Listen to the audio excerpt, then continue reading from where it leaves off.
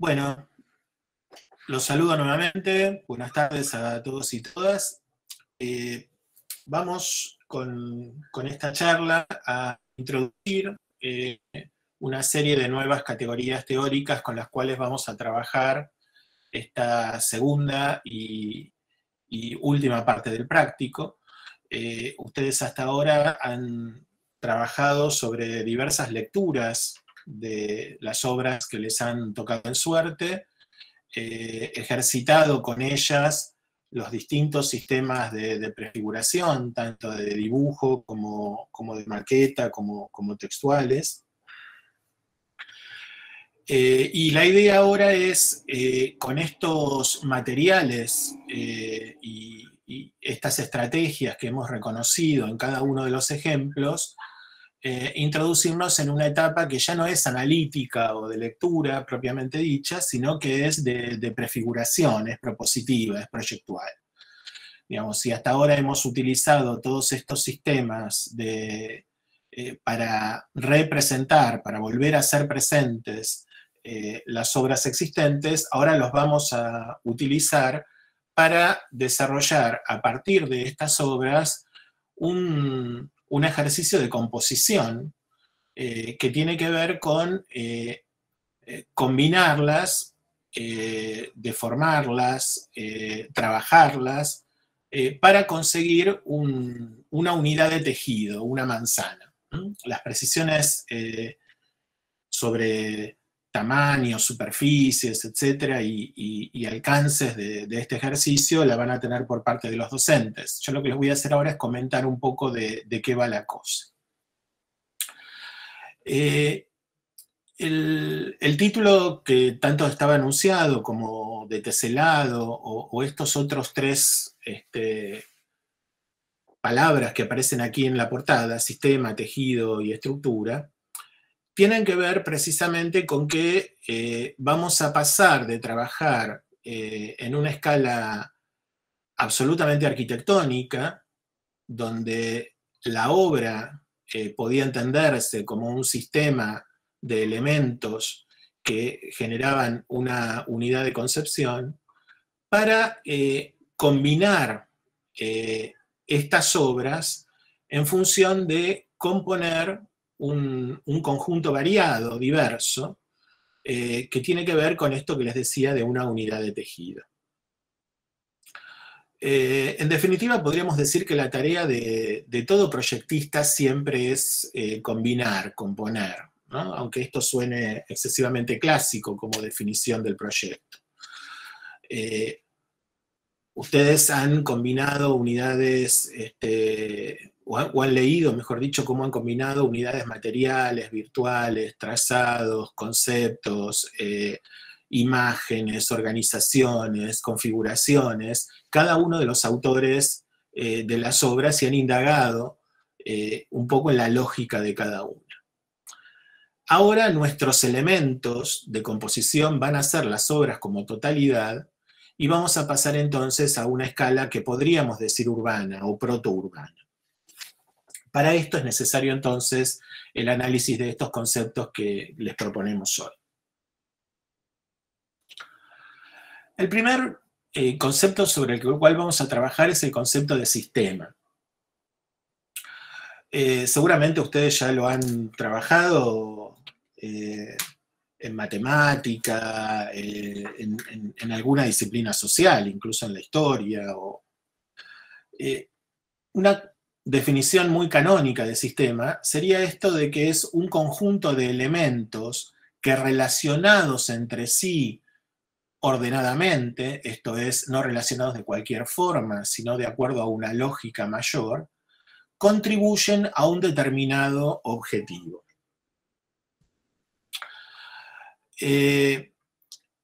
Una definición también que viene bastante a la cabeza con esto es que el todo es más que la simple sumatoria de las partes. Es la sumatoria de las partes relacionadas de acuerdo a cierta normatividad, de acuerdo a cierto ordenamiento. Entonces, podemos ir pensando en el tejido urbano, en el conjunto de la ciudad, como un sistema donde las distintas arquitecturas se relacionan entre sí y, obviamente siguiendo determinadas reglas, en función de ciertos objetivos de habitación. Aparecen acá abajo, en esta placa, una serie de 5 atributos que tienen todos los sistemas, y que más allá de lo simple o complicado que pueden resultar estas palabras, es interesante que entendamos el concepto que hay detrás de cada una de ellas para que lo utilicemos a la hora de precisamente encarar el proyecto de estos sistemas. En principio, los elementos del sistema tienen un principio de subsidiariedad. Esto es decir que hay una subordinación de la lógica individual en función de un objetivo mayor. Si bien los elementos no pierden su identidad particular, esta identidad particular está subsumida o subordinada a una identidad mayor, que es la del compuesto final. Hay un segundo concepto que es una palabra bastante difícil de hallar, digamos, porque no tiene una traducción literal en el español desde la teoría de sistemas, pero que hemos puesto acá como pervasividad. ¿Qué es esto de la capacidad de impregnación adaptada? Tratando de ejemplificar esto, cada elemento del sistema cumple una función determinada que aporta ese todo, y tiene una ubicación particular y una adaptación particular de su identidad original, una deformación, si se quieren, de su identidad original, para contribuir a esa totalidad. El elemento que participa de un sistema no queda incólume, digamos, no queda sin deformar, hablando en términos más claros, digamos.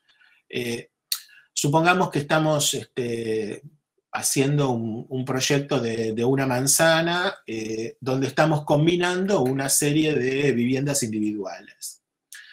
Y es nuestro elemento de base para componer y conformar esa nueva totalidad.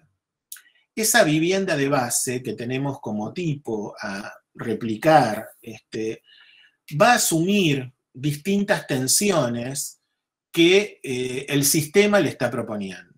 No va a ser lo mismo una vivienda en el centro de la manzana que una vivienda en esquina. No va a ser lo mismo una vivienda que caiga en el lote largo que la que cae en el lote corto. Puede ser que una de las calles de esa manzana tenga una importancia mayor, entonces aprovechemos para que esos elementos sobre esa avenida, pongámosle, más importante, tengan una mayor densidad. Entonces, no es solo la combinación de elementos iguales, sino que esa igualdad empieza a tomar diferencias circunstanciales en función de qué rol cumplan en su aporte al sistema. Entonces, parte del ejercicio que vamos a hacer es, partiendo de estos edificios que ustedes han analizado, no es solo repetirlos, ponerlos en hilera, o ponerlos uno encima de otro, o en contigüedad sin deformación alguna, ¿no? Cuando el edificio deba asumir una solicitación que viene del sistema, que viene de lo genérico, de lo urbano, seguramente tendrá deformaciones o adaptaciones que enriquecerán ese sistema.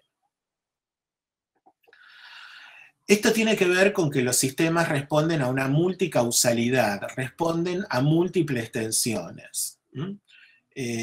Si hasta ahora estábamos tranquilamente metidos dentro de una lógica de coherencia, que era la que planteaba el edificio como unidad, ahora, al salir a lo urbano, al transponer las fachadas del edificio y empezar a relacionarme con otros edificios en la composición de un sistema mayor, vamos a ver que ese entorno donde me estoy poniendo tiene múltiples tensiones, múltiples solicitaciones, como las que explicaba recién hace un rato, de situación, de importancia, de generación de imagen, etcétera, que hace precisamente, influye en esa pervasividad de la que hablábamos antes, deformando los elementos.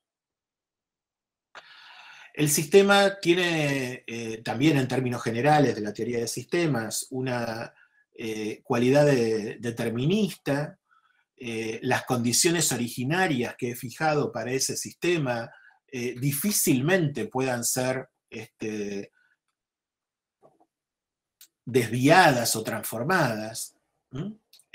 Seguramente en el transcurso del tiempo, si este ejercicio fuera un ejercicio real de construcción de un sector urbano, habría tensiones dadas por el paso del tiempo, por la obsolescencia, por el cambio de los actores que trabajan y que participan en su proyecto, etc.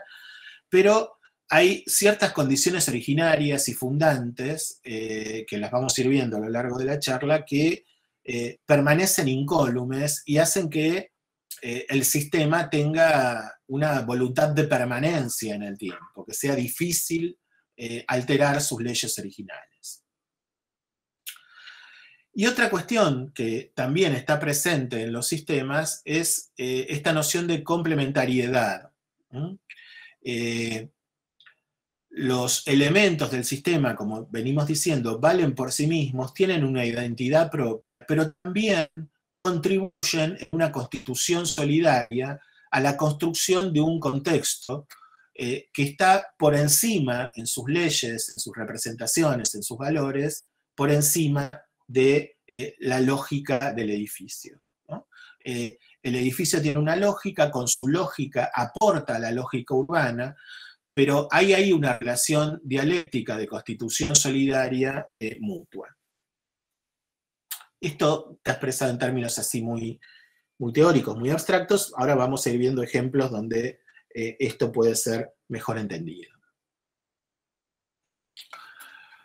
Decíamos que la palabra sistema tiene una aplicación genérica y podemos hablar del sistema solar, ¿no? En la imagen de la izquierda, donde a la estrella Sol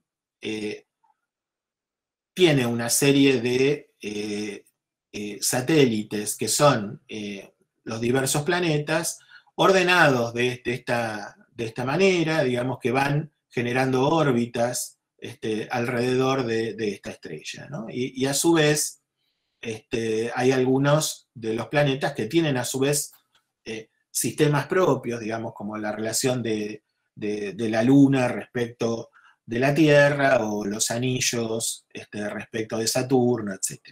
Entonces, hay una serie de elementos que, fíjense que todos pueden tener un nombre genérico, planetas o la estrella focal, pero que todos son iguales y a la vez distintos entre sí, ¿no? Tienen unos isomorfismos, pero al mismo tiempo tienen diferencias sustanciales de tamaño, de posición relativa, de materialidad, de atmósfera, etc., que tiene que ver precisamente con su situación relativa dentro del sistema, con los movimientos que hace dentro del sistema, con los juegos de relación dentro de ese sistema. La imagen de la derecha es una imagen de una constitución atómica, digamos, donde hay también paralelos en el sistema del modelo atómico respecto del sistema con el cual entendemos nuestro sistema solar, ¿no? El átomo tiene un núcleo, tiene una serie de electrones que giran a su alrededor, describiendo distintas órbitas, etc. Y son dos ejemplos que casi funcionan, podemos decir, entre la escala más macro y la escala más micro, desde el sistema solar hasta el sistema atómico. Son ejemplos de cómo hay una serie de elementos relacionados entre sí, que tienen componentes iguales y tienen componentes distintas, y que al mismo tiempo, todos juntos, adquieren una funcionalidad, una identidad superadora de la mera identidad individual.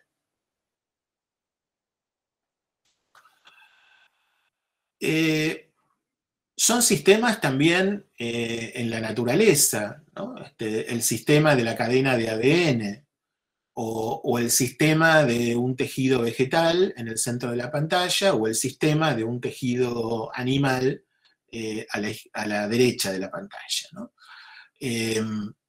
Aquí hay elementos componentes, en el caso de los tejidos, células, que tienen también características parecidas unas con otras,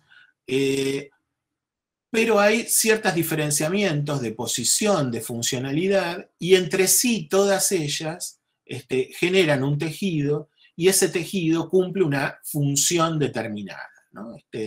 Las células o elementos del sistema vegetal son claramente identificables porque tienen pared, tienen un perímetro.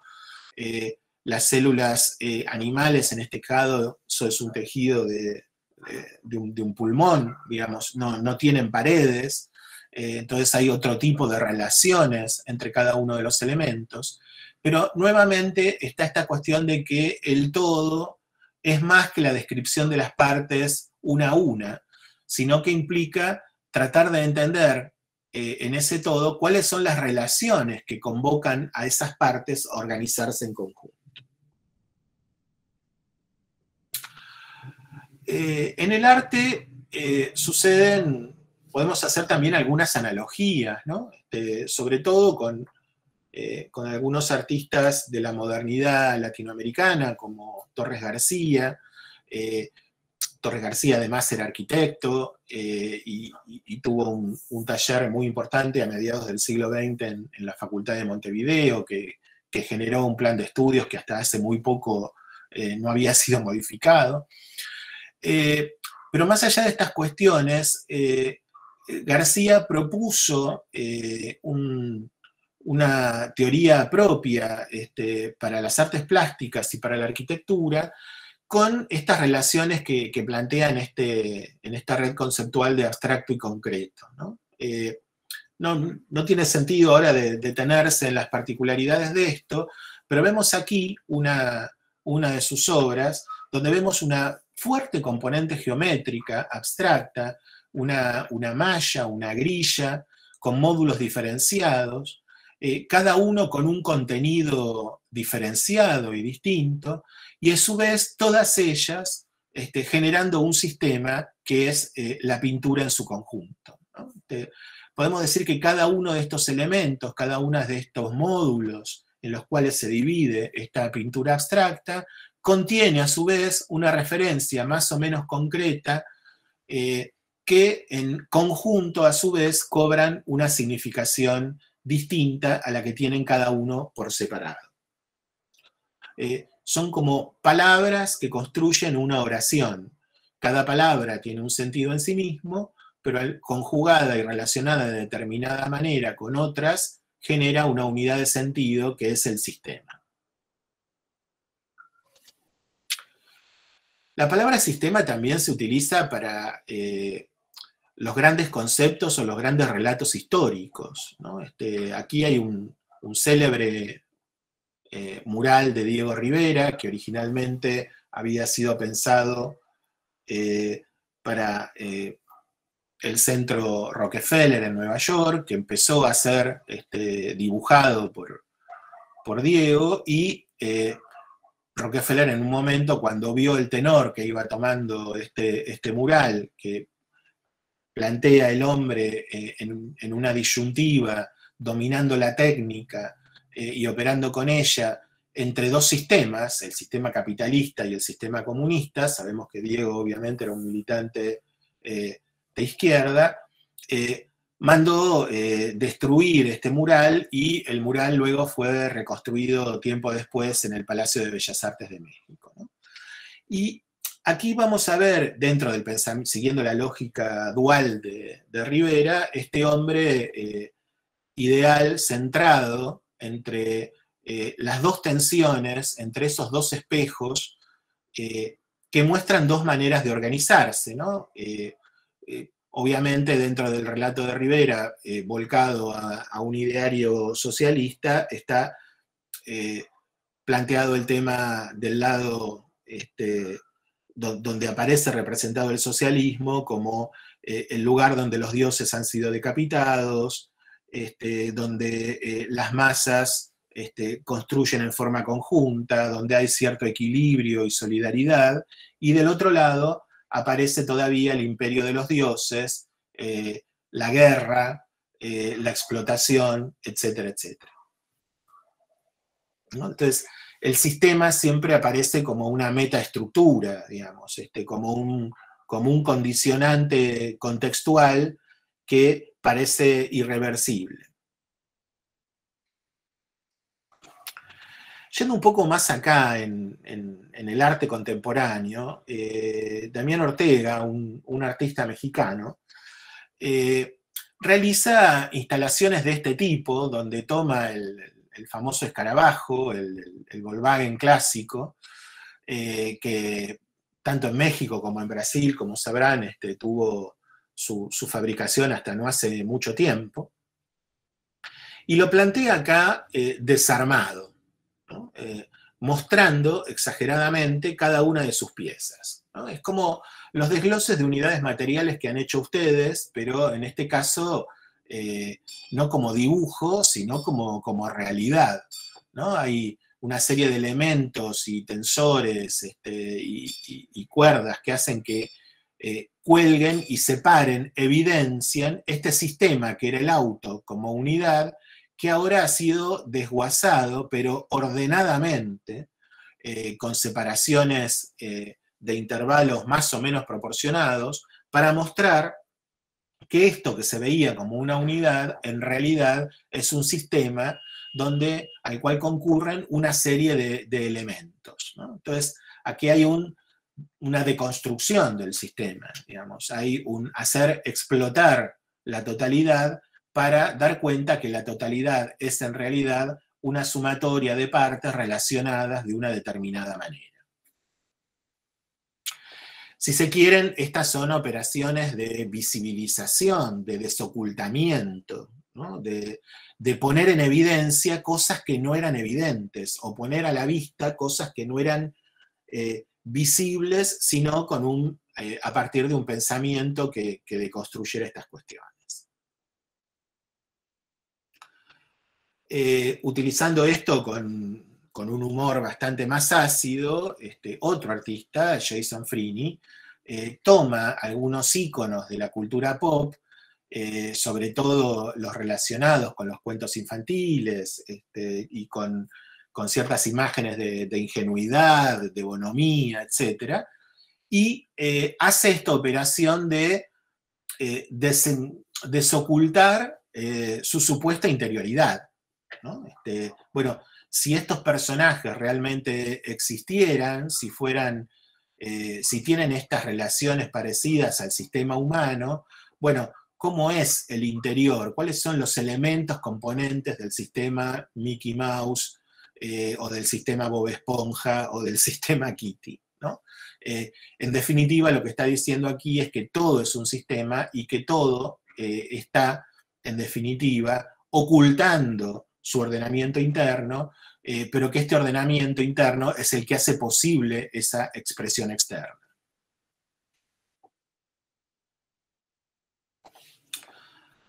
Vamos a ir acercándonos desde estas definiciones más genéricas de sistema a unas definiciones más específicas de lo arquitectónico urbano.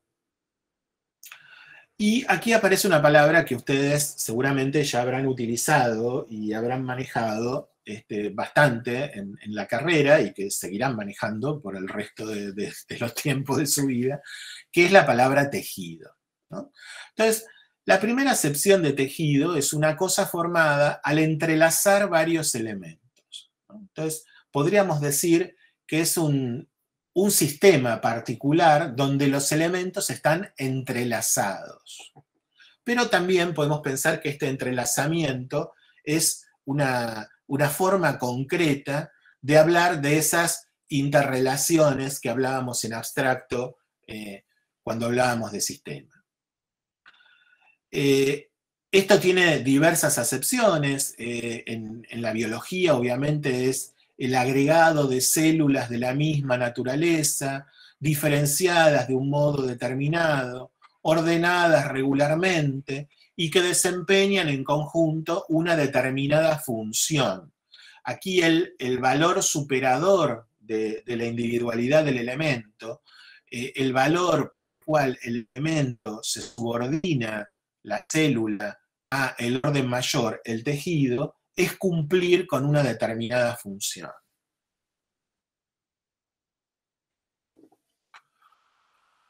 Si vamos a lo arquitectónico, hay una serie de condiciones del tejido, de maneras de analizar el tejido, que también vienen de otros saberes, del arte, etc.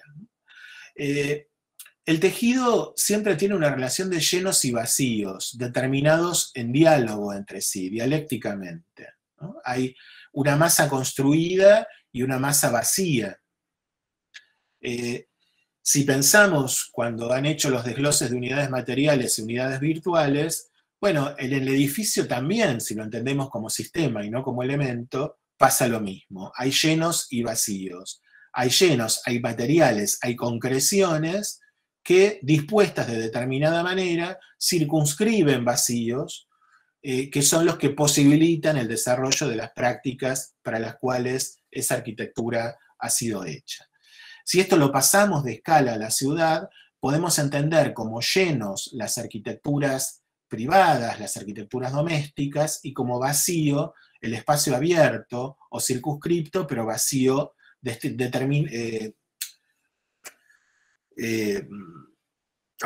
me sale la palabra, destinado a las prácticas públicas. Esto ha sido trabajado, y ya lo hemos visto también, como una cuestión de fondo y figura, que también es una percepción ambivalente y dialéctica. Si entre los llenos y los vacíos no podemos definir claramente qué es lo primero, si el vacío determina el lleno o el lleno determina el vacío, esto tiene que ver también con que pueden ser percibidos con esta relación de figura-fondo, ¿no? La arquitectura resaltando de un fondo urbano, o lo urbano escondiendo las arquitecturas. Este entrelazamiento de arquitecturas, que en el original era de hilos o de células, y metafóricamente la arquitectura lo toma como metáfora formal, también hay una condición de interioridad y exterioridad. Hay una compacidad del espacio que hace que también haya una mutua determinación. Y esta mutua determinación tiene que ver en lo programático con los lugares de lo individual y los lugares de lo grupal, ¿no? Los lugares subsumidos, recluidos en sí mismos, y los lugares abiertos a la convocatoria. Esto es un unku. Un unku es una suerte de poncho ceremonial, digamos, que tenían las altas castas incaicas. Y en este tejido no hay solamente un entrelazamiento de hilos generando una textura uniforme, sino que muy por el contrario, este entrelazamiento de hilos de distintos colores van configurando pequeñas unidades de sentido, que son cada uno de los módulos, cuadrados o rectángulos, donde se cuenta una determinada historia o se hace alusión a una determinada deidad o situación, y todas ellas en conjunto forman a su vez una proposición de sentido mayor, ¿no? Hay como un juego de escalas sucesivas que se imbrican entre sí. Podríamos decir que cada uno de estos módulos es una manzana, si abstrayéramos la mirada, que cada uno de los dibujos que hay dentro de esos módulos son los edificios que componen esa manzana. Y Todas esas manzanas están alrededor de un gran espacio abierto, que podría ser una plaza o un parque, que es este centro, que es en realidad el cuello del UNCU. Fíjense que siempre hay una determinante geométrica muy potente, tanto en el tejido concreto, en el tejido material, como también en lo que vamos a conocer como tejido urbano. Estas son las ruinas de la ciudad de Piquillacta, al sur de Cusco, desarrollada por culturas deudoras de los incas entre el 500 y el 1100. Y fíjense que la traemos acá porque tiene obviamente un trazado geométrico claramente evidenciado, ¿no? Sobre ese territorio natural se ha construido una geometría artificial, y esa geometría artificial es la que a su vez sirve para la ubicación de los distintos elementos, y estos elementos no solo son las arquitecturas, sino que son los espacios abiertos y son también las infraestructuras, ¿no? En este caso los sistemas de regadíos que aparecen en la foto menor y que vienen bajando desde las cumbres a este valle para poder irrigarlo y hacerlo productivo, ¿no? El asentamiento humano tiene que ver con el paisaje, con el condicionamiento geométrico de ese paisaje y con una matriz productiva que haga sustentable en el tiempo la permanencia de esa comunidad en ese territorio.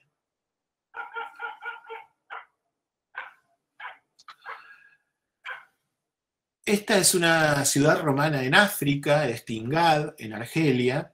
Es una de los castros romanos, de los campamentos romanos mejor conservados, por eso lo hemos traído acá, no tanto por su importancia relativa, por su tamaño, sino por su estado de conservación, que permite claramente ver cada una de los elementos arquitectónicos en su estructura, o es casi una planta en el sentido de un edificio cortado a 1 metro de altura, que es lo que ha resistido como basamento, y es como una suerte de maqueta viva que puede hacernos entender cómo era el funcionamiento de este sistema, de este tejido, ¿no?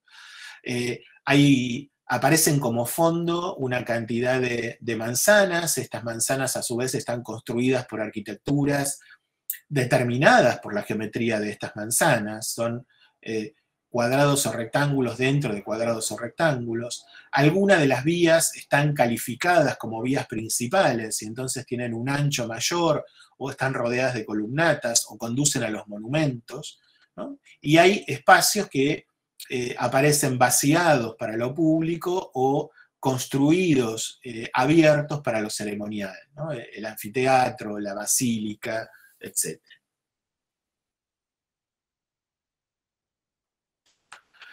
La ciudad medieval, en este caso Santiago de Compostela, donde esta impronta geométrica ya no es una impronta dura, cartesiana, ortogonal, sino que es una impronta geométrica orgánica, que va siguiendo ciertas condicionantes del paisaje, líneas de altura, comunicación entre hitos que preexisten en la ciudad, como en este caso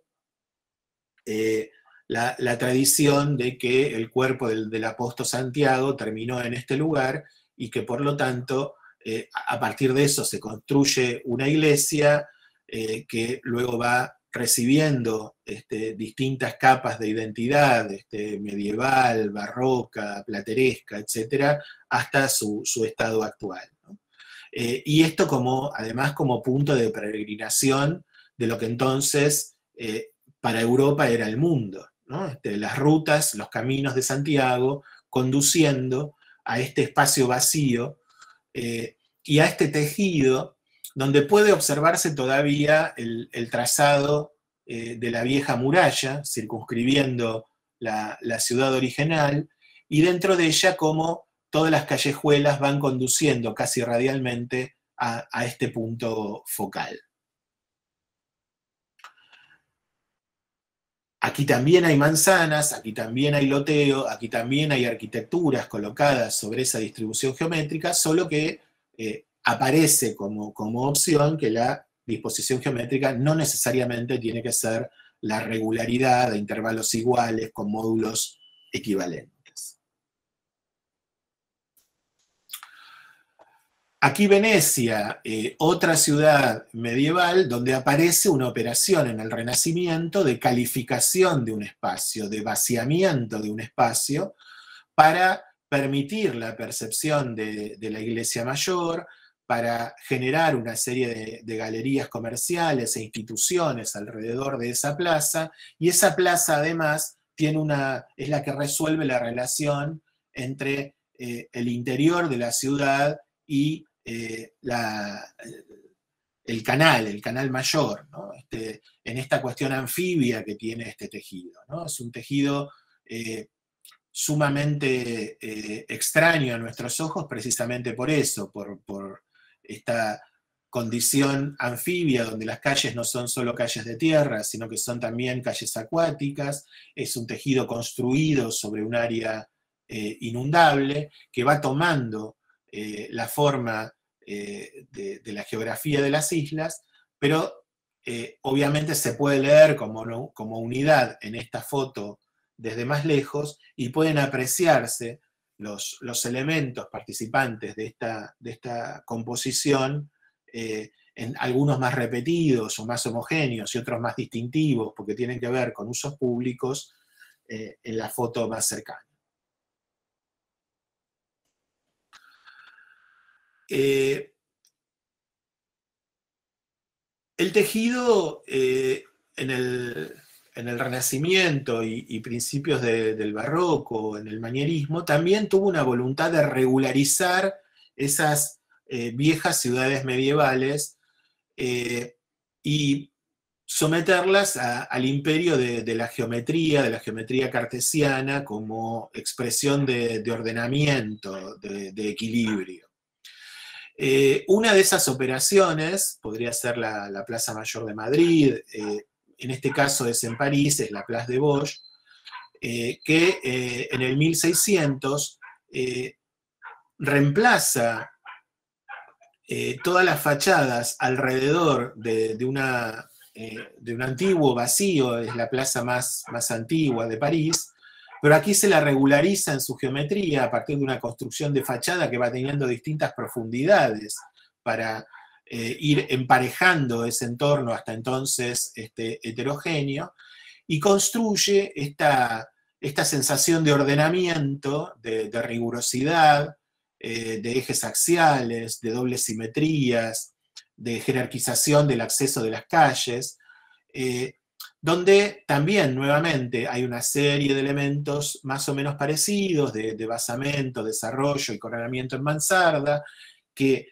cobran otra escala en los accesos de las calles, o que tienen relaciones distintas de recoba, introduciéndose en los patios de los vecinos, etc., que de alguna manera genera una figura en el fondo del tejido, ¿no? Aquí el vacío está trabajado como una contrafigura regular dentro de un ordenamiento irregular geométrico del entorno. La imposición de la geometría al paisaje, también muy propia de aquellos siglos, en este caso el tardío Renacimiento inglés en el 1700, con la operación del Crescent de Bath. En este caso, también nuevamente una ciudad medieval que llega a los bordes de un campo, ese campo es preservado, y no solo es preservado, sino que es calificado por el borde de arquitectura que se plantea en él, ¿no? La operación del crescent, de la herradura o de la media elipse, la operación de apertura de bulevares y plazas circulares que van conduciendo a ese paisaje. Y bueno, en esta heterogeneidad de tejido o en esta homogeneidad de tejido, se irrumpe con una serie de figuras destacadas que van planteando unas arquitecturas muy similares entre sí, muy ordenadas, muy repetitivas, pero que en su conjunto generan unas figuras que destacan de lo que hasta entonces era el fondo del tejido medieval. Incluso fíjense que cuando el paisaje cambia, empiezan a aparecer las arquitecturas escalonadas. Cuando el paisaje es plano, las arquitecturas generan este escenario uniforme como fachada, aunque como contrafachada en los fondos empiezan a aparecer las diferenciaciones y apropiaciones particulares. Nuevamente acá hay una constante tensión entre el elemento y el sistema, entre la pieza y el tejido. La ciudad latinoamericana como imposición de un orden geométrico, en algunos casos desde cero, ex novo, o en otros casos sobre las ciudades de las culturas prehispánicas, ¿no? En este caso la maravilla de Cusco y su plaza principal, y este tejido que es el tejido tradicional de las ciudades latinoamericanas, este tejido de patios, traído directamente desde Europa como herencia renacentista de la casa romana, las cubiertas de tejas, la sucesión de patios, isomorfismo nuevamente entre la ciudad y las arquitecturas. Si la ciudad es una serie de manzanas alrededor de una plaza, los edificios son una serie de habitaciones alrededor de un patio. Hay una traslación del sistema de ordenamiento geométrico en las distintas escalas, en la urbana, en la arquitectónica y hasta en la objetual. Buenos Aires, ¿no? La Plaza de Mayo, el nacimiento de la Avenida de Mayo y el remate en Puerto Madero, en el sentido opuesto. Aquí alguna vez hubo una ciudad parecida a la que veíamos recién en Cusco, ¿no? Donde a ese sistema tan homogéneo que veíamos en las imágenes anteriores, preservado como patrimonio de la humanidad, aquí en cambio cada uno de los elementos del sistema empieza a jugar sucesiones, discontinuidades, identidades propias. Y entonces lo característico acá no es la tendencia a la homogeneidad del tejido, sino es la heterogeneidad del tejido. Sobre una impronta geométrica de base de loteamiento sumamente rigurosa, que es la misma cuadrícula que veíamos recién, solo distorsionada por la apertura del Gran Boulevard de la Avenida de Mayo, o más tarde la apertura de las diagonales norte y sur, en esa cuadrícula han ido con el paso del tiempo incorporándose distintos elementos, reemplazándose en el tiempo unos a otros, algunos por su temática, su programa o su valor patrimonial, han tenido una resiliencia mayor, digamos, una resistencia en el tiempo, otros han sido absolutamente reemplazados por construcciones bajo un ideario, podríamos decir, moderno, ¿no? Entonces, esto aparece como una base sumamente homogénea donde juegan una serie de fichas profundamente heterogénea o que no la podemos resumir a un par de familias. Una manzana en Palermo, una manzana saturada de codificación a partir de edificios de 8 pisos, prácticamente donde ya ni siquiera hay espacios centrales de centro de manzana, sino que aparece esta cuestión de la consolidación de las fachadas, de los distintos edificios que son distintos pero a su vez similares, porque responden a una misma codificación normativa, aprovechando el máximo de constructibilidad. Otros que han quedado más bajos a la espera de ser reemplazados en el futuro. La posibilidad de que esta normativa después cambie, ¿no? y que se superpongan distintos idearios sobre esta manzana con distintos tiempos de construcción, ¿no? Todas estas imágenes son imágenes bastante provocativas para que piensen que, y en el desarrollo del ejercicio que van a hacer, que no es solo repetir un elemento al infinito, sino que este elemento No es igual si está en la esquina, si está en el lote largo, si está en el lote corto, si está dispuesto con una geometría más o menos homogénea o si tiene alterada su geometría, si da una avenida o da una calle interna. Bueno, son todas situaciones que van a ir complejizando las reglas de asociación de los elementos en el sistema o de las arquitecturas en el tejido. El caso de la Barceloneta, unas barracas originariamente al lado del puerto, en la Barcelona de principios del siglo XIX, donde se genera un trazado que hoy podríamos calificar como moderno, si no fuera por la distancia entre las barras.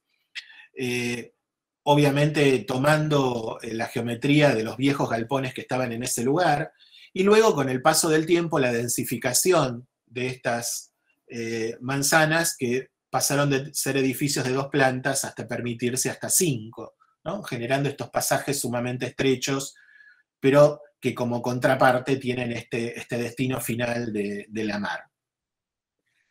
Aquí sí hay una situación de regularidad y de direccionalidad en función del paisaje externo al que conducen cada una de estas calles.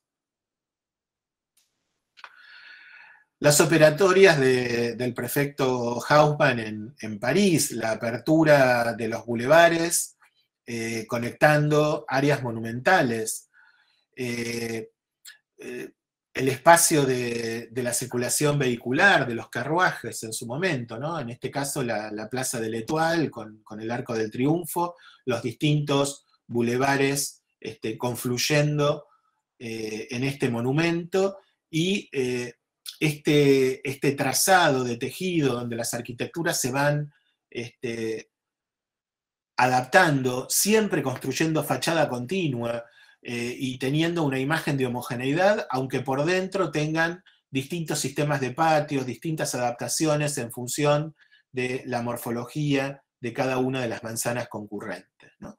Y los hitos distintivos, ¿no? El Arco de Triunfo, la Torre Eiffel, etcétera, etcétera, ¿no? La aparición de la naturaleza, el Sena, que queda un poco subsumido como una vía más dentro de la organización del tejido, como si hubiera sido pensada también en el trazado geométrico. Barcelona, nuevamente, con seguramente el primer momento de lo que entendemos hoy como urbanismo, el plan de ensanche de Cerdá, ¿no? Una vez saturada la ciudad medieval, el trazado que se define a mediados del siglo XIX como un trazado de expansión, de continuidad. Y entonces aparece esta cuestión de la manzana ochavada para precisamente admitir estas reglas de flujo, poder ver quién viene por el cruce. Los rigurosos construcciones de fachada y delimitación de patios internos. Cómo los elementos se van apenas transfigurando en función de qué lugar de loteamiento van tomando. La esquina, el lote corto, el lote profundo,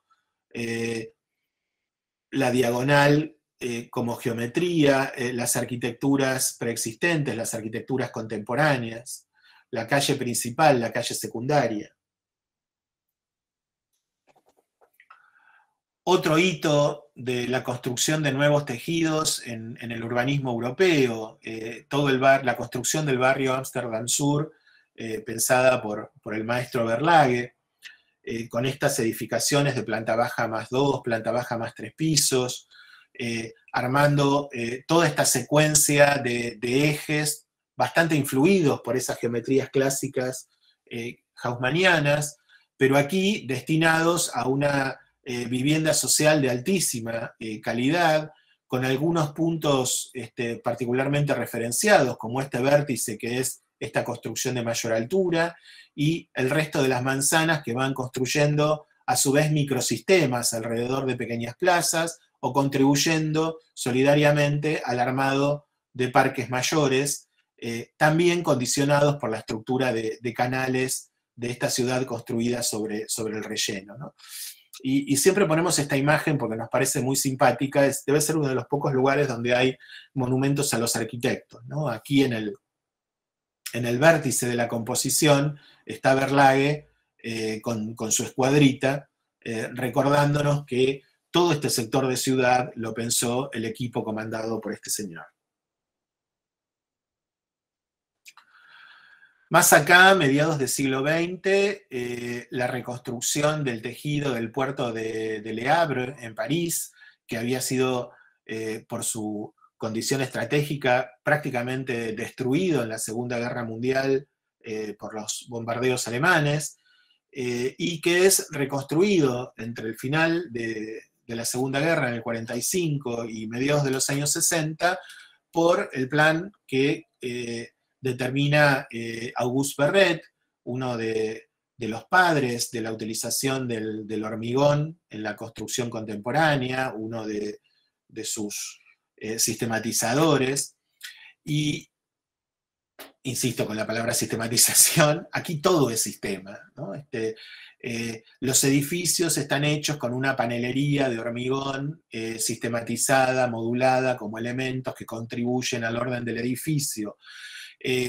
Los edificios contribuyen al orden de la manzana, teniendo también, como verán, distintas posiciones que tienen que ver con la orientación y con la generación de frentes puntuales sobre espacios principales o el armado de espacios públicos. Y a su vez estas manzanas construyen la nueva ciudad reconstruida, ¿no? Aquí desde la escala del objeto, que sería el panel base de un edificio, hasta la escala de totalidad, que es el trazado urbano, todo puede ser entendido como una sucesión de sistemas concatenados entre sí. Brasilia, la utopía latinoamericana de conquistar un territorio inexplorado a partir de la constitución de una ciudad moderna, y estas macromanzanas armadas por los bloques orientados heliotérmicamente. Entonces, cada una de estas manzanas a su vez va armando ejes de crecimiento, estas vías rápidas con sus colectoras, y nuevamente hay otra forma de tejido que ya no es el tejido lote a lote, sino que es el tejido planificado de una vez, ¿no? Construido desde el inicio con cierta vocación de homogeneidad y con una propuesta que planteaba un nuevo equilibrio entre espacio público y espacio privado. Las construcciones también del tejido moderno en la Ciudad de México, en este caso Mario Pani, en tres de sus ejemplos, el conjunto Presidente Alemán, que alguna vez hemos utilizado como obra para trabajar en el curso que ustedes están haciendo en años anteriores, el conjunto Presidente Juárez, o su obra más importante es el conjunto habitacional más importante de América Latina por tamaño, que es el conjunto Nonalco-Tlatelolco. Todos los tres en la Ciudad de México, en el DF. Fíjense como acá casi también están ordenados temporalmente. El alemán es del año 49 y el Tlatelolco es de los 60 y el Juárez en el medio es de mediados de los 50. Cómo hay un ordenamiento de las piezas, en este caso unos bloques de doble crujía, armando una diagonal en guarda central, la ocupación de las esquinas con otros dos bloques altos, el armado con bloques bajos del intermedio entre las calles no principales, y la ubicación de equipamientos, como son un polideportivo, la escuela, la administración del conjunto, en un espacio verde continuo. En el Presidente Juárez, una planta también con una serie de regulaciones geométricas sumamente interesantes. No hay solamente un desglose de bloque, calle y espacio público, sino que los bloques cosen dos parques que están separados por una vía que se hunde por debajo de los bloques, ¿no? Aquí los bloques actúan como puente por encima de una avenida que pasa por debajo. Y las plantas intermedias entre esos bloques son la comunicación que daba continuidad a estos parques, ¿no? Este conjunto fue muy afectado por el terremoto de los años 80 y prácticamente solo quedan hoy unas pocas piezas, lamentablemente.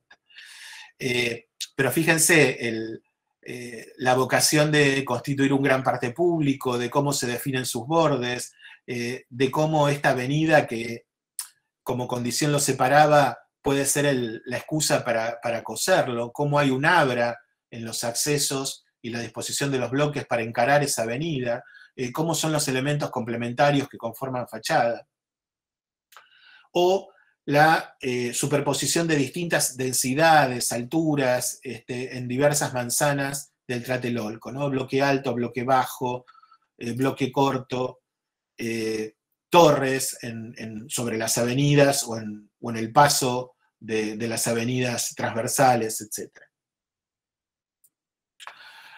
La trilogía moderna porteña, ¿no? De construcción de tejido ad hoc, Los Andes de Fermín Beretervide, de final de los años 20, el Simón Bolívar de Fariña Riche en mediados de los 50, para el Banco Hipotecario, o el conjunto Alfredo Palacios en los 60, de Cocurec, Susta y Garrone, releyendo el tejido tradicional, ¿no?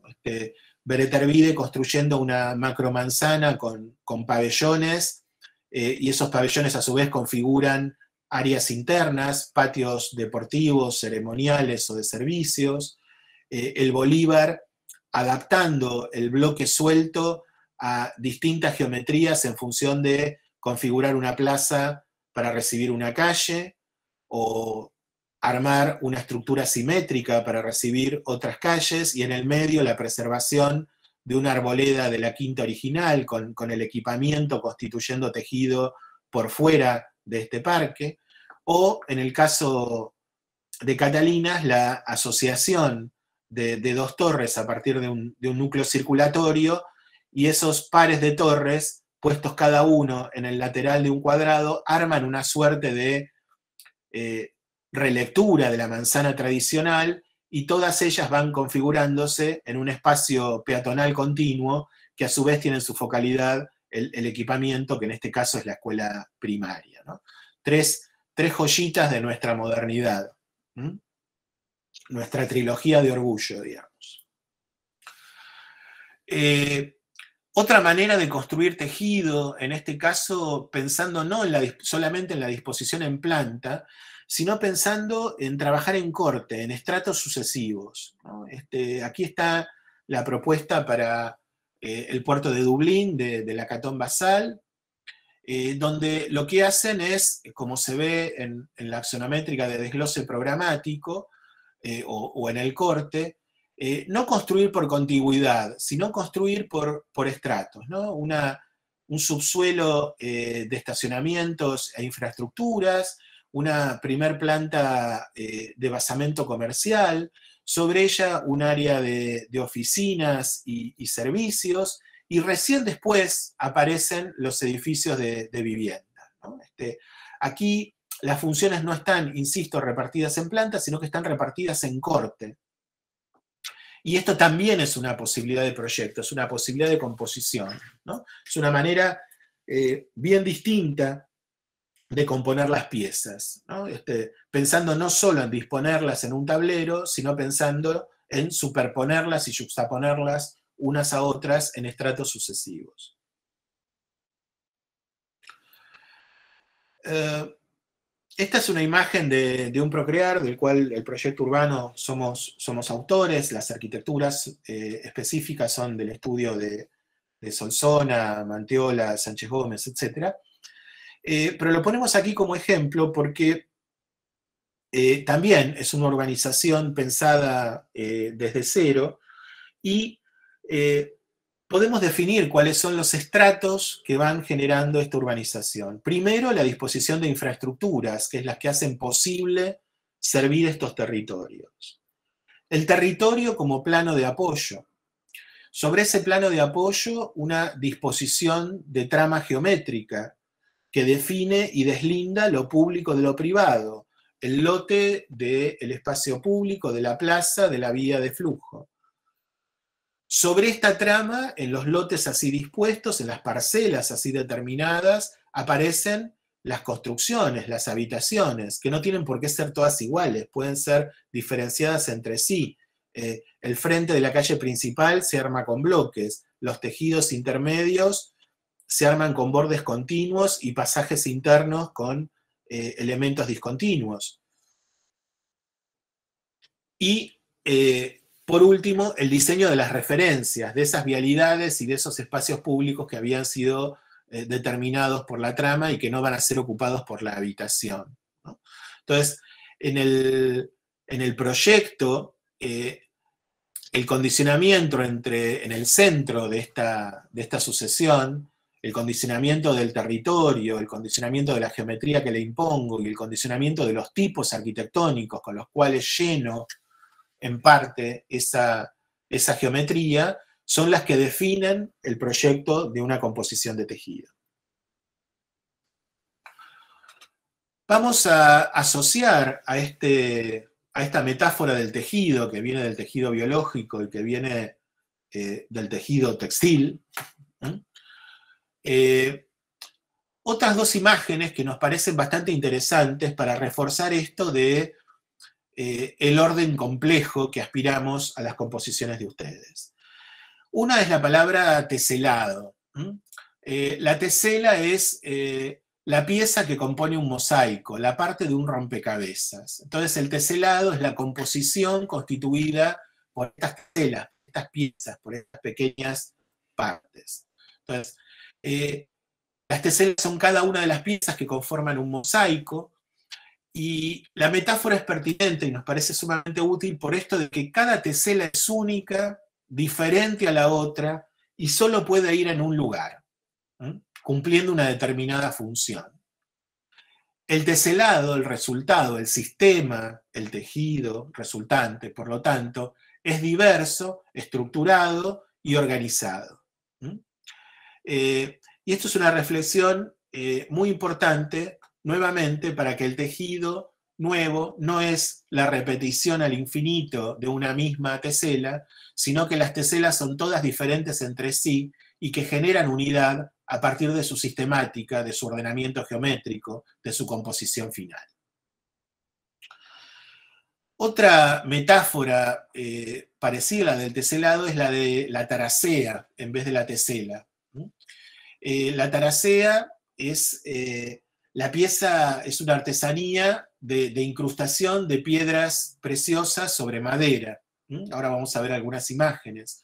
Es la incrustación de piedras en un panel de madera con, obviamente, finalidades ornamentales. Lo incrustado, la piedra, califica ese fondo continuo de madera. Y existe un contraste mutuamente determinado, diferenciando texturas y contexturas.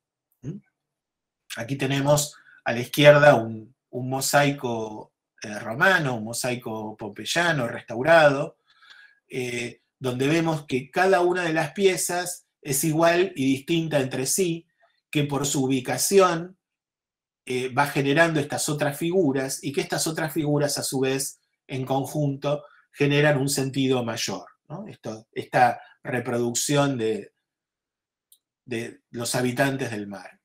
Y a la derecha está una pieza antigua de esta artesanía de taraceas, ¿no? Donde ya casi ni se ve la madera de fondo, solamente en la continuidad de algunas cintas que quedaron en la composición. Después han sido incrustadas cada una de estas piezas, una por una, con una disposición particular, donde esto también puede ser leído como tejido, como sistema, como tesela, como taracea.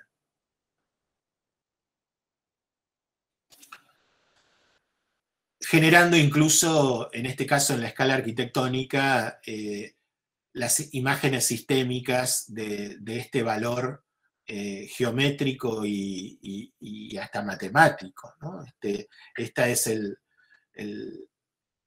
el techo de la cúpula de la Sala de las Hermanas, en Sevilla, y aquí ese arte mudéjar, hispanoárabe que veíamos recién en un objeto, en el taraseado, aquí se ve desplegado con un virtuosismo absolutamente apabullante, digamos, en la proliferación de elementos, en la disposición de elementos distintos, en la constitución de esos elementos distintos, en un todo que cobra unidad de sentido. Y esta es la metáfora del rompecabezas, ¿no? Ustedes tienen piezas analizadas de este rompecabezas y van a armar una unidad de sentido donde todas estas piezas, insisto, son distintas entre sí, van cobrando sentido en función de dónde vayan a ser ubicadas en función de un orden mayor. El último concepto sobre el cual queremos trabajar y que está también relacionado con estas nociones es el concepto de estructura. Podemos decir que cada una de las cosas que hemos mostrado tiene una estructura abstracta por detrás y que esa estructura abstracta, esa geometría de base que ustedes han analizado en el edificio, en los trazados, también podría ser analizada en la ciudad como traza o trama, ¿no?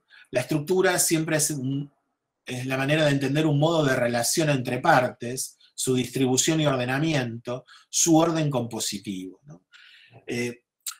Fijémonos que estamos hablando de términos que parecen sinónimos, que están todos refiriendo a un mismo campo de situaciones que es la composición de lo diverso a partir de la multiplicidad. La estructura tiene siempre características asociativas porque es una sintaxis de componentes básicos, es una redacción a partir de esos componentes básicos. En la estructura aparecen generalmente elementos de articulación. Además de los elementos en sí, los elementos básicos, pueden aparecer elementos nexo, ¿no? Elementos de costura. La estructura tiene que posibilitar también un crecimiento, en tanto espacia prácticas. La estructura puede ser flexible, porque tiene que permitir la transformación de esas prácticas. Y la estructura tiene también rasgos de continuidad, proponiendo en sí a sí misma como un entorno. A mediados del siglo pasado, una serie de arquitectos provenientes del movimiento moderno, pero bastante críticos en su última etapa, constituyeron un movimiento que se llamó genéricamente estructuralismo, que no se dio solo en la arquitectura, sino que se dio también básicamente en las ciencias sociales, y por traslación llegó a la arquitectura. Es el momento donde se origina la teoría de sistemas, a la que aludimos al principio de la charla, y vamos a poner acá algunas frases de algunos de sus próceres, ¿no? Claude Lévi-Strauss, fundador de la antropología contemporánea, un estudioso de las relaciones entre los espacios y las sociedades, planteaba que los fenómenos culturales, verán que nos hemos tragado algunas letras en algunos de los párrafos, resultan de leyes generales que están ocultas. Y entonces la tarea, en este caso del antropólogo, es la de desocultar esas leyes generales, hacerlas visibles, ¿no? Jean Piaget, el pedagogo, decía que los humanos comprendemos e inventamos la realidad mediante la creación de estructuras. Nuestra manera de comprender todo lo que es externo a nosotros es básicamente a partir del diseño de estructuras, a partir del diseño de matrices de orden que nos permiten asirlo, apropiar el real. Entrando ya en la arquitectura, Aldo Van Eyck, como verán, están todos fumando algo, y quizá por eso surgen estas reflexiones, dice que los arquitectos pretendemos construir la contraforma de la sociedad, ¿no?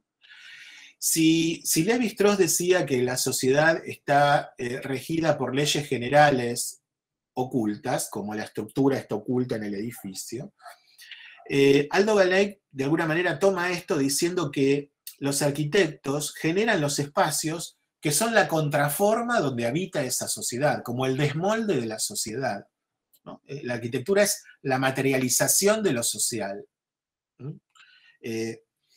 Y aquí hay una relación donde nuevamente el estudio de las estructuras, de los comportamientos, de las disposiciones, de la relación entre los comportamientos y las disposiciones, cosa que llevará a Doberti a construir por aquellos años los inicios de la teoría del habitar, tiene bastante que ver. Hermann Hesberger, aquí ya más sano, sin tabaco mediante, dice: trabajamos con elementos permanentes con la finalidad de que sirvan para el cambio, para la transformación, ¿no? Los arquitectos siempre trabajamos con los mismos elementos. Hemos hecho un breve repaso histórico y ahora vamos a ver algunas imágenes más, pero siempre hay una relación de elementos y todo. Y estos elementos son siempre los mismos. En las arquitecturas, el territorio, las envolventes, las particiones, las cubiertas, las aperturas, que de alguna manera son permanentes a lo largo de la historia, pero que a lo largo de la historia van tomando distintas configuraciones, distintas dimensiones y se estructuran de maneras distintas, ¿no? Entonces, la función del arquitecto sería recrear esos elementos y resignificarlos en nuevas estructuras, pero esos elementos siempre son los mismos, ¿no? Los genéricos siempre son los mismos. Y Allison y Peter Smithson, otros próceres de la época, hablaban de que la arquitectura debía personalizar el anónimo colectivo ofreciendo un orden cambiante, ¿no? Si la arquitectura alberga la vida cambia y la arquitectura entonces no puede ser estática. Las estructuras entonces tienen que poder ser transformables, poder adaptarse al cambio de las prácticas, al cambio de los fenómenos culturales, cosiendo con Lévi-Strauss al inicio, ¿no? Entonces, la estructura es propia de un pensamiento cada vez más complejo, que no congela las situaciones, sino que las ve como parte de una permanente transformación, ¿no? Hay reglas de juego que se van adaptando a las distintas circunstancias. Aquí vemos cómo las arquitecturas del bloque moderno suelto empiezan a asociarse y generar estructura en la composición de pequeños claustros que tienen distintos usos recreativos o de aparcamiento o colectivos, como condimento indispensable de la vivienda. Estas son obras de Bakema. Situaciones similares también en Holanda, de Eindhoven, donde nuevamente, fíjense que la disposición de los bloques empiezan a tener distintas formas asociativas, distintos compromisos según su lugar situacional, donde las calles a veces no son continuos, sino que son discontinuos o cambian de configuración. Donde incluso los edificios pueden ser entendidos como tejidos o como sistemas, ¿no? Esta es la famosa Universidad Abierta de Berlín, de Candilis, donde ya no sabemos qué es la escala urbana y cuál es la escala arquitectónica, ¿no? El edificio ya no es un objeto único de cuatro caras, como serían los pabellones de nuestra ciudad universitaria, sino que es un tejido, es una ciudad, una sumatoria de pabellones asociados entre sí.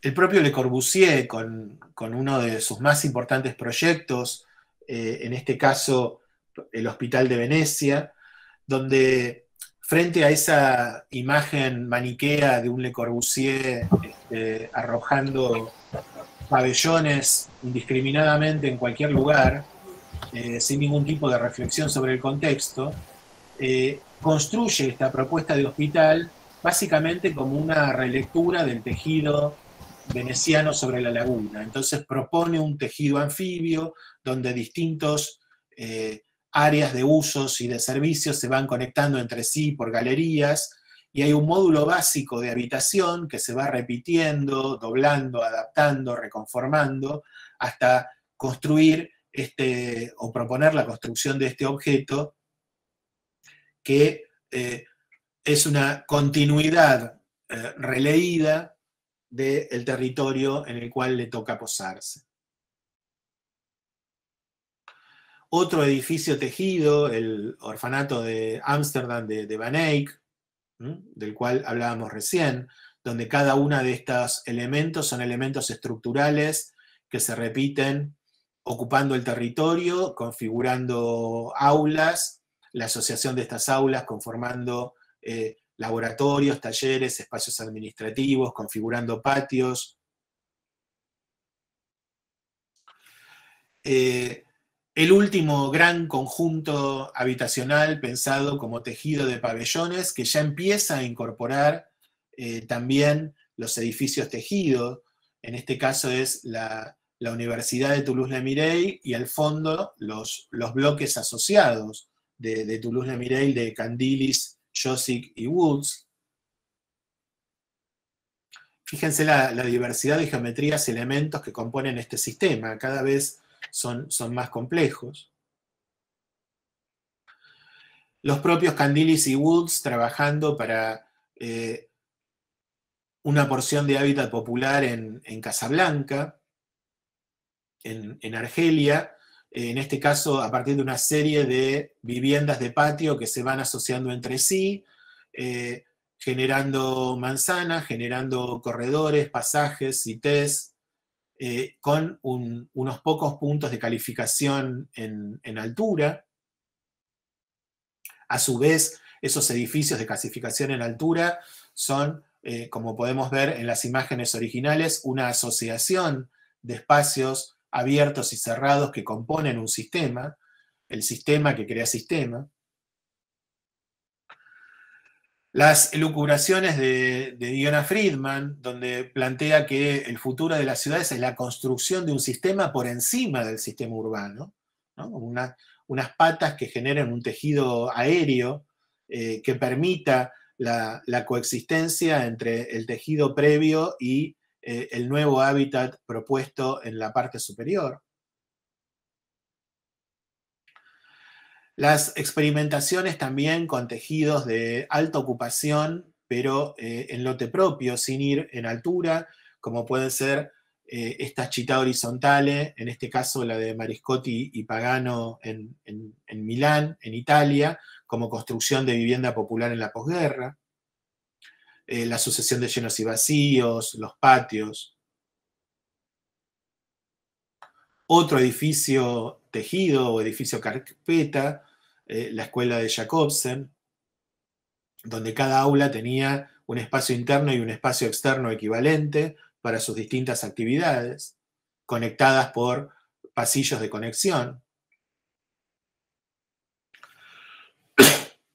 Los tejidos propuestos por Kenzo Tange para la bahía de Tokio, donde el estructuralismo mutó en metabolismo, en estructuras que se pretendían metabólicas, casi haciendo un paralelo con metáforas orgánicas, ¿no? El tejido que a través metaboliza nuevos tejidos, estructuras abiertas que podían crecer en el futuro.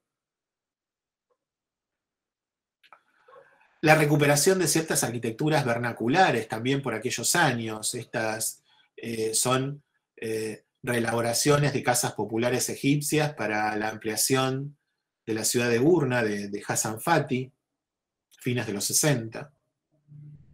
Fíjense el sistema de la casa y el sistema de tejido, ¿no? Nuevamente los paralelismos entre ambos.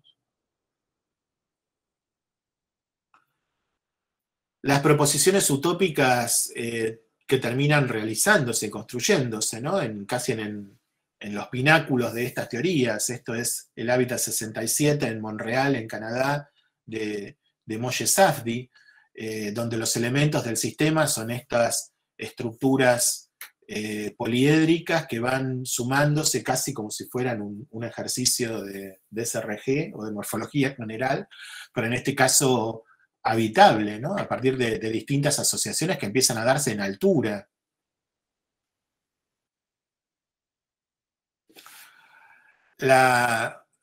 Otro desarrollo de Kenzo Tange, que en este caso son unas cápsulas de habitación mínima modulares que se van incrustando como parásitos alrededor de un núcleo vertical que las termina asociando. También es un edificio tejido, pero en vertical. La proposición de Koolhaas, también revisitando estos tejidos de patio y vivienda en lote propio para un proyecto urbano en Ámsterdam. El mismo Koolhaas conjugando desprejuiciadamente los bloques, como muestra en este esquema sintético de abajo. En vez de construir una serie de torres, lo que voy a hacer es acostarlas y plantearlas como un tejido en 3D, y esto está construido, digamos.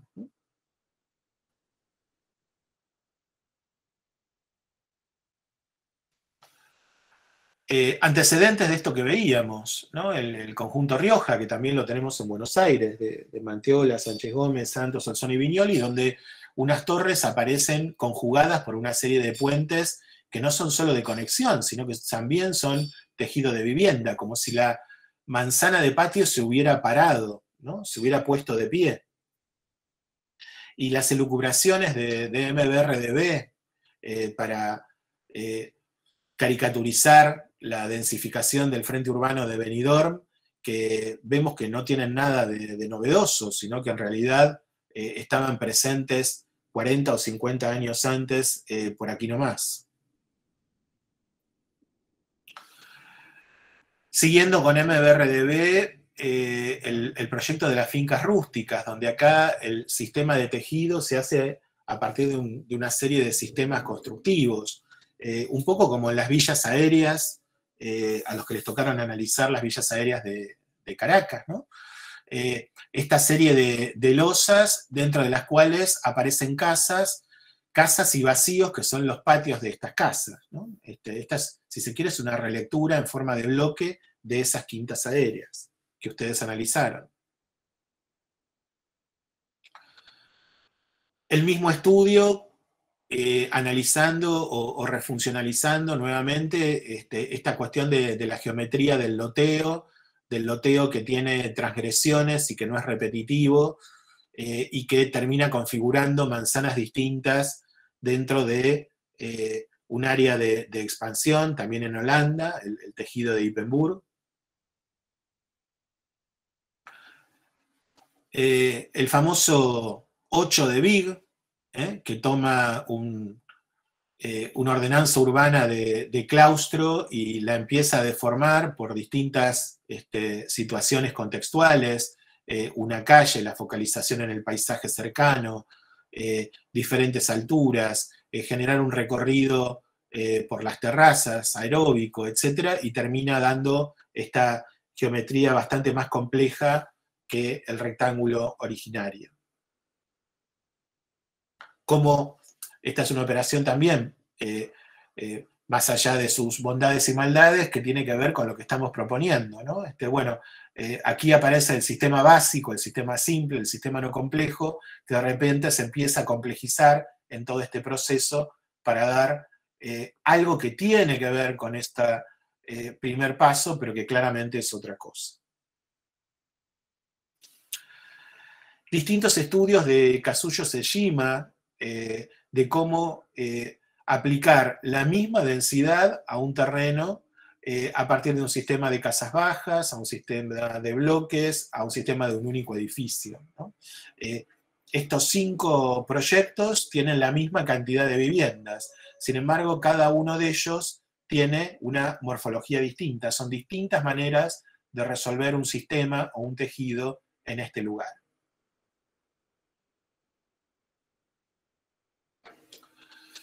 Ejemplos latinoamericanos, en este caso de baja altura y alta densidad, 2 chilenos y uno peruano, la población Chinchorro, el Salar del Carmen y el Previ, que también los hemos analizado en otros cursos de morfología arquitectónica. Fíjense también nuevamente la estructura urbana, la grilla de tejido, la posición sobre esa grilla de tejido de distintos elementos que son parecidos entre sí, pero que no son todos iguales entre sí. Un ejemplo también del estudio de Solsona, en este caso una vivienda de lujo, un tejido en Punta del Este, pasando la barra, digamos, en Maldonado, donde en vez de proponer una serie de viviendas individuales, lo que se termina proponiendo, casi como un casbah árabe, ladrillero, una serie de pasajes que comunican la ruta con la playa y que van enmarcando un espacio de uso común, donde los aterrazamientos de lo que por afuera es un edificio prácticamente ciego o amurallado, terminan siendo espacios sumamente transparentes y abiertos hacia la playa y las visuales del paisaje. Estudios de nuestro amigo Gabriel Lanosa, que es adjunto del taller de Moscato, con el cual hemos trabajado algunas obras en conjunto. En este caso, también estudios de vivienda en lote propio, pero obteniendo una alta densidad a partir de lotes de 10 por 10, como propuestas de vivienda de realojo o nueva vivienda para los asentamientos populares. Estudios que estamos tratando de aplicar acá, ahora en este momento, en algunos de los municipios en los que estamos trabajando. El desarrollo de nuevos tejidos propuestos por nuestro equipo del instituto para el barrio Carlos Mujica, para la ex Villa 31, en este caso la propuesta que teníamos nosotros, un tanto deformada en la construcción definitiva, pero en la cual una de las tipologías, que era el pabellón corto, cruzado por una serie de pasajes y plazas internas, como formalización o geometrización del tejido villero, fue la finalmente adoptada, faltando todavía la construcción de las altas densidades en los remates sobre el parque y la autopista. La operatoria sobre el tejido que no va a ser sustituido, sino que va a ser mejorado y que por lo tanto requiere la apertura de paisajes internos, la generación de consorcios para su loteamiento, la introducción de núcleos sanitarios nuevos que reflejen la infraestructura privada como reflejo de los tendidos de nueva infraestructura comunitaria, etcétera, que implican casi un trabajo de cirugía sobre una preexistencia para que solo tenía trama y construcción, para dotarla de infraestructuras y mejoramiento de esas construcciones para alcanzar estándares de habitación posibles. El tema del procrear, que lo mencionamos medio al pasar, algunos tipos con sus distintos lotes, la casa de frente fondo en lote propio, el dúplex en medio lote, la casa con fondo propio, con un dúplex encima que expande sobre la otra mitad del terreno, que era el ejemplo que habíamos recién traducido en Morón. El bloque bajo, de planta baja más 3 pisos, podríamos agregar el bloque alto y la torre, que van componiendo distintos tejidos. Acá hay 4 ejemplos en distintos puntos del país: San Nicolás, Paraná, Mendoza o aquí en Barracas, en La Cava, que se asocian de distintas maneras, componiendo tejidos a partir de estas piezas predeterminadas que se van traduciendo a diversas resoluciones en cada sitio. El sistema que estamos trabajando en este momento es para la provincia de Buenos Aires, donde también hay un repertorio de elementos arquitectónicos, individual, dúplex, triplex, bloque bajo, bloque alto, bloque ancho, que pueden asociarse en función de cuál sea la situación urbana de distintas maneras, conformando unidades de tejido variadas, calificadas por pasajes, espacios centrales, etc. Y a su vez elementos sistemáticos internos de esas arquitecturas que hacen que el edificio sea un sistema, que el sistema configure tejido, que es sistema ciudad. Cerrando, vamos a ver algunos ejercicios similares a los que ustedes van a proponer.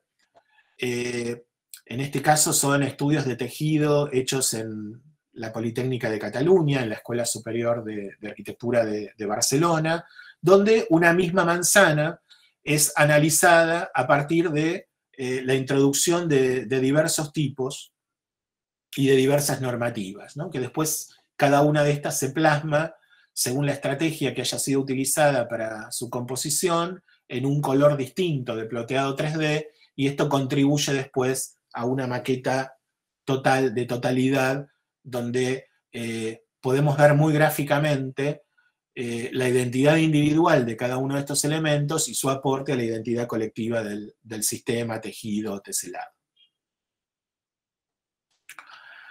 Otros estudios hechos por el taller de Sebastián Irarrázaval en la Universidad Católica de Chile, donde también acá vemos, a partir de una manzana tradicional de 100%, distintas posibilidades de densificación, de complementación y de configuraciones en asociación de tejido. Algunos ejemplos desarrollados por nosotros en el taller, estos son compañeros de ustedes que han cursado años anteriores, donde a partir de los edificios que habían analizado en la primera etapa del práctico, los han releído, los han hecho aportar a un orden sistemático de tejido mayor y los han ido también haciendo variar en su configuración, en su altura, superponiéndolos, poniéndolos en situaciones relativas distintas, la esquina, el interior, la calle externa, la calle principal, la calle secundaria, el pasaje, la penetración, el armado de un espacio público a calificar. Ejemplos todos donde ahora vamos a tomar todos estos sistemas que hemos ejercitado para entender el edificio, para desentenderlo, para deconstruirlo, y para asociarlo en un orden compositivo mayor.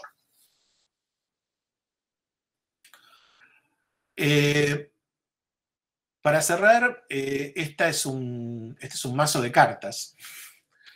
Hay un grupo de investigadores vascos con sede en la ciudad de Vitoria, en el País Vasco, que tienen una importante editorial, que es esta Masté. Seguramente por ahí alguno de ustedes ha recurrido sus publicaciones, y que vienen trabajando bastante la investigación sobre el tema de los tejidos y las viviendas, que han construido casi a modo de lúdico un mazo de cartas de las distintas posibilidades de configurar manzanas, ¿no? A partir de ir cambiándole los indicadores de ocupación, de densidad, de altura, de morfología de sus tipos, etc.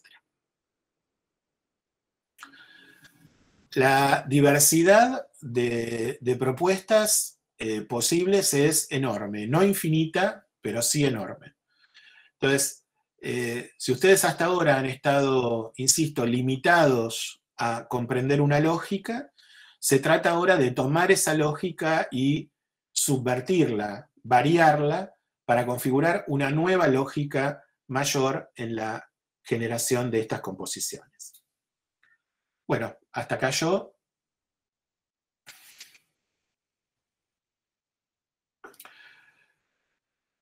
Termino, si quieren, solamente me había quedado Marechal ahí colgando, nada más ni nada menos.